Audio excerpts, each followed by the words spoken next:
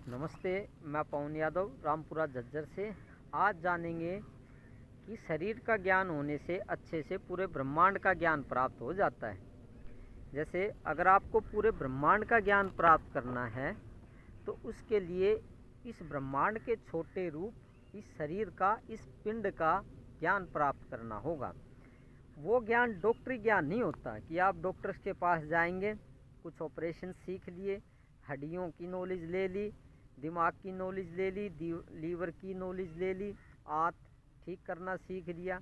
नहीं, देखिए ये ज्ञान पूरा ज्ञान नहीं है, ये ऊपर ऊपर का ज्ञान है। ज़्यादा गहराई का ज्ञान जानना है कि शरीर कैसे चल रहा है, इसके लिए ये मशीन कैसे चल रही है, इसके लिए आपको पूर्ण गुरु के सानिध्य में वो ज्ञान प्राप्त करना पड़ेगा कि सूक्ष्म तत्व, कुदरत के बारीक तत्वों इस शरीर को कैसे चला रहे हैं। मोटे तो आपको दिखाई दे रहे हैं, आप पानी पीते हैं, खाना खाते हैं, खाना मतलब मिट्टी से बना होता है, वो भी पेड़ पौधों से बना होता है खाना। तो आप ऊपर ऊपर का ज्ञान तो सभी को हो जाता है डॉक्टर्स को, लेकिन सूक्ष्म तत्वों का ज्ञान नहीं हो पाता है।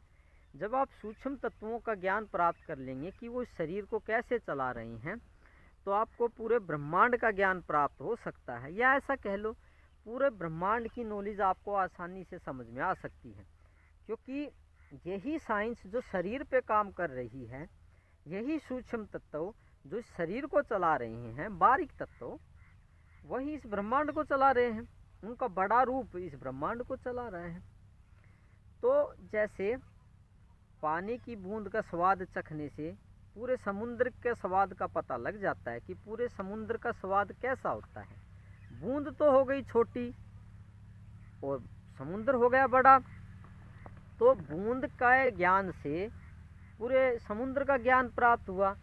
तो व्यष्टि से ही समष्टि का ज्ञान प्राप्त होता है। व्यष्टि का मतलब होता है किसी भी पदार्थ का, सूक्ष्म पदार्थ का या भौतिक पदार्थ का छोटा रूप। बूंद तो पानी की छोटी रूप है, समुद्र की छोटी रूप है, और समुद्र है बड़ा। तो छोटे रूप से भी बड़े रूप का ज्ञान प्राप्त हो सकता है, या वो क्या काम कर रहा है, क्या उसका विज्ञान है, वो क्या काम करता है इस ब्रह्मांड में। तो सीधा बड़े ब्रह्मांड का ज्ञान प्राप्त करने की कोशिश ना करें। छोटे ब्रह्मांड से ही बड़े ब्रह्मांड का ज्ञान प्राप्त होता है। तो इसी को कहते हैं अथ पिंड तथ ब्रह्मंडा। पिंड का मतलब शरीर, ये भौतिक छोटा रूप, पिंड का मतलब छोटा रूप, और ब्रह्मांड का मतलब बड़ा रूप। ये जो कुदरत है, ये ब्रह्मांड है, चांद तारे हैं, और इससे भी गहराई में जो ज्ञान होता है वो हमें प्राप्त हो जाता है। तो दुनिया क्या कर रही है, डायरेक्ट बड़े रूप का ज्ञान प्राप्त करने की कोशिश करती है, इस ब्रह्मांड का ज्ञान प्राप्त करने की कोशिश करती है कि ब्रह्मांड चल कैसे रहा है। अपने शरीर को ही जान लो पहले तो अच्छे से, किसी पूर्ण गुरु के सानिध्य में। पूर्ण गुरु के सानिध्य में आपको पता हो जाएगा, इस शरीर की साइंस आपको पता हो जाएगी। वो साइंस पता होने पे आपको ब्रह्मांड का भी धीरे धीरे ज्ञान समझ में जल्दी आने लगेगा, या आप समझ जाओगे।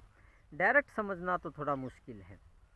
तो किसी भी पदार्थ का छोटे रूप का ज्ञान प्राप्त करो, या विष्टि का ज्ञान प्राप्त करो। विष्टि का मतलब होता है छोटा रूप।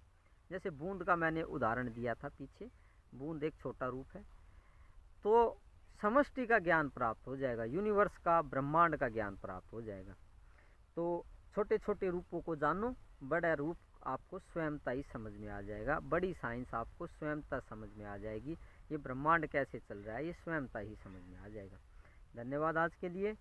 कल किसी और विषय पर बात करते हैं, कैसे ज्ञान प्राप्त किया जाए, कैसे भगवत्ता की प्राप्ति होगी, कैसे आप धीरे धीरे आगे बढ़ सकते हैं और आप पूर्ण पदवी तक, ब्रह्म पदवी तक को प्राप्त कर सकते हैं। उसी के बारे में यहाँ जानकारी दी जा रही हैं। जो आप गलतियाँ करते हैं, सीधे किसी भी चीज़ का ज्ञान प्राप्त करने की कोशिश करते हैं, तो सीधे ना प्राप्त करें, धीरे धीरे छोटे छोटे टुकड़ों में उसका ज्ञान प्राप्त करने की कोशिश करें।